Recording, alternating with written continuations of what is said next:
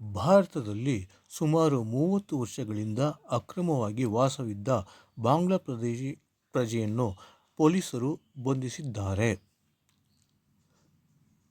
ಈ ವ್ಯಕ್ತಿ ಈಕೆಯೋ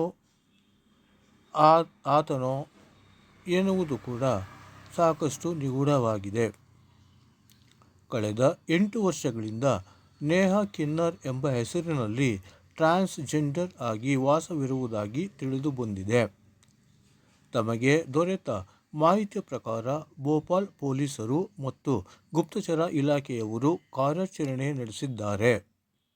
ನಂತರ ಬಾಂಗ್ಲಾ ಪ್ರಜೆಯನ್ನು ಬಂಧಿಸಿ ತಮ್ಮ ವಶಕ್ಕೆ ತೆಗೆದುಕೊಂಡಿದ್ದಾರೆ ಎಂದು ಮೂಲಗಳಿಂದ ತಿಳಿದು ಬಂದಿದೆ.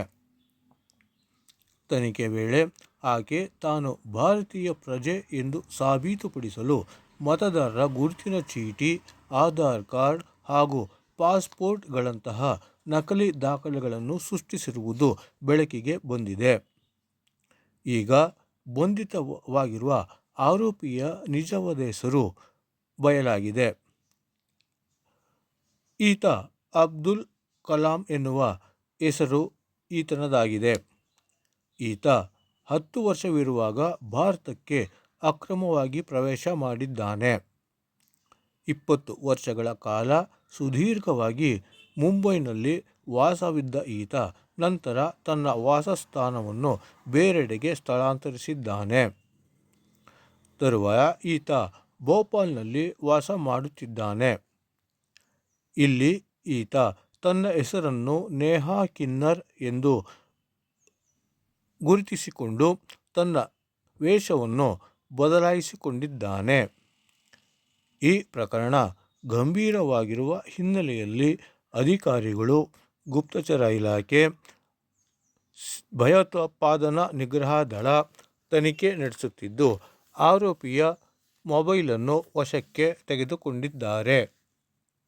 ಎಲ್ಲ ರೀತಿಯಲ್ಲೂ ಆರೋಪಿಯನ್ನು ವಿಚಾರಣೆಗೆ ಒಳಪಡಿಸಿದ್ದು, ಸೈಬರ್ ತಜ್ಞರು ಸಹ ಎಲ್ಲ ಆಯಾಮಗಳಲ್ಲಿಯೂ ತನಿಖೆ ನಡೆಸುತ್ತಿದ್ದಾರೆ.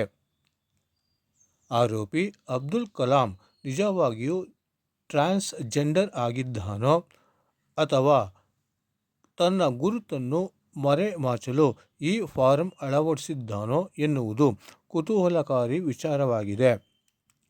ಈ ಬಗ್ಗೆಯೂ ಕೂಡ ಪೊಲೀಸರು ತೀವ್ರ ತನಿಖೆ ನಡೆಸುತ್ತಿದ್ದಾರೆ. ಇದಕ್ಕಾಗಿ ಆತನ ಲಿಂಗ ಪರೀಕ್ಷೆಗೂ ಆತನನ್ನು ಒಳಪಡಿಸುತ್ತಿದ್ದಾರೆ. ಅಲ್ಲದೆ ರಾಷ್ಟ್ರೀಯ ಭದ್ರತೆಯ ಹಿನ್ನೆಲೆಯಲ್ಲಿ ಈ ವಿಚಾರವನ್ನು ಭೋಪಾಲ್ ಪೊಲೀಸರು ಕೇಂದ್ರ ಸರ್ಕಾರಕ್ಕೂ ಸಹ ಈ ಬಗ್ಗೆ ಮಾಹಿತಿಯನ್ನು ನೀಡಿದ್ದಾರೆ ಎಂದು ತಿಳಿದು ಬಂದಿದೆ.